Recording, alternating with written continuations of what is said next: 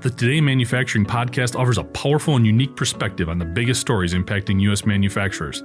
Anna Wells, David Manti, and Jeff Ranke apply their experience as editors of industry-leading brands Manufacturing.net and Industrial Equipment News in providing in-depth analysis of the latest headlines. Their insight, along with a mix of humor and human interest, makes Today in Manufacturing a go-to source. Keep pace with supply chain challenges, electric vehicle developments, labor struggles, robotics, and more by listening, downloading, and subscribing to the Today in Manufacturing podcast.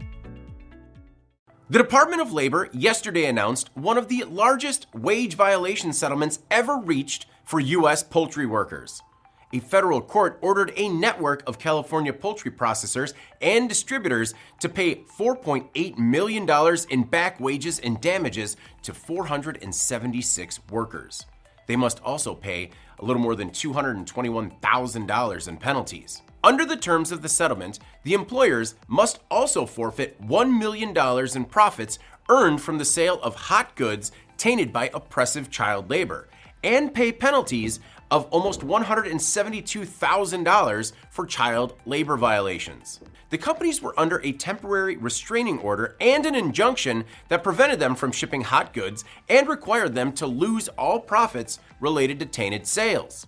The settlement happened Tuesday and comes after a months-long wage and hour division investigation that found children as young as 14 years old deboning poultry with sharp knives, violating federal child labor regulations. The employers also denied overtime wages, faked payroll records, and threatened workers. Once the companies came under the spotlight in January 2024, facility supervisors told workers they would be putting the, quote, noose around their own necks by talking to investigators. Fuqian Chen Lu and his associated businesses must pay more than $1.8 million in back wages and $3 million in damages to workers. The companies must also pay civil penalties and disgorge profits earned from the hot goods. It comes to about $1 million, which will also go to the underage workers. The court permanently forbids Lu, Bruce Shu-Hua Luck, and their associates from future violations. Lu and his conspirators promised to ensure future compliance. For example, the businesses must train all managers and supervisors on the Fair Labor Standards Act and hire a third-party compliance officer. The investigation spanned 8 related businesses controlled by Lu, including A1 Meat Solutions, Lotus Plus, Lotus Poultry, Farmers Process, Durfee Poultry, LNY Food, JRC Culinary Group, and Moon Poultry.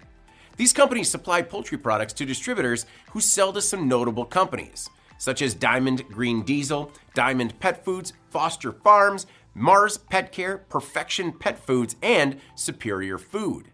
These products also made it to several Nevada hotels and casinos, including Caesar's Palace and the Mirage. The Labor Department warns distributors and customers to protect themselves against potential liability by requiring producers, manufacturers, and other dealers to make sure goods are not made with oppressive child labor. Last November, the Department of Labor hit another network of California poultry processing companies for child labor violations and recovered some $3.8 million in back wages and other damages.